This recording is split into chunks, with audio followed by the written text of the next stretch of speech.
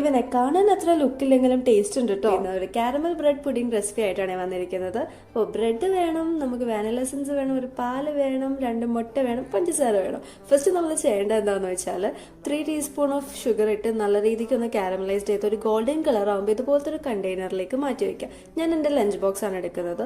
പിന്നെ 6 പീസ് ഇതുപോലെ ചെറിയ പീസായി കട്ട് ചെയ്ത് ഒരു മിക്സിയുടെ ജാറിലേക്ക് ഇട്ട് അതിലേക്ക് 1 ഗ്ലാസ് പാലും 2 മുട്ടയും 1 സ്പൂൺ വാനില എസൻസും 2 സ്പൂൺ പഞ്ചസാര ഇട്ട് നല്ലോണം ബ്ലെൻഡ് ചെയ്ത് അരിച്ച് വേറൊരു പാത്രത്തിലേക്ക് മാറ്റാം.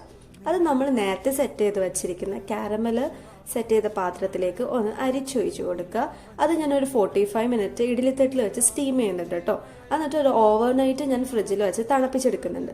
അത് കഴിയുമ്പോൾ നമുക്ക് ഇതുപോലെ ഒരു പാത്രത്തിലേക്ക് തട്ടിക്കമത്തി എടുക്കുക. അപ്പോൾ നമ്മുടെ കാരമൽ പുഡിംഗ് ഇവിടെ റെഡി ആയിട്ടുണ്ട്. പക്ഷെ സീൻ എന്താണെന്ന് വെച്ചാൽ കാരമൽ അത്ര ഡാർക്ക് ആകാത്തതുകൊണ്ട് ആ ലുക്ക് അങ്ങ് വന്നില്ല. പക്ഷെ ടേസ്റ്റ് വൈസ് കൊള്ളായിരുന്നു കേട്ടോ. ഇവൻ കാരണം ചെറിയൊരു പണിയും കിട്ടി. എനിക്ക് ചെറുതായിട്ടൊന്ന് പനി പിടിച്ചു. കാരണം നല്ല ടേസ്റ്റ് ആയതുകൊണ്ട് തന്നെ ഫ്രിഡ്ജിൽ നിന്ന് ഇടയ്ക്കിടയ്ക്ക് തിന്ന് എനിക്ക് പനി കിട്ടി. പക്ഷെ സംഭവം കൊള്ളാട്ടോ, നല്ലതായിരുന്നു.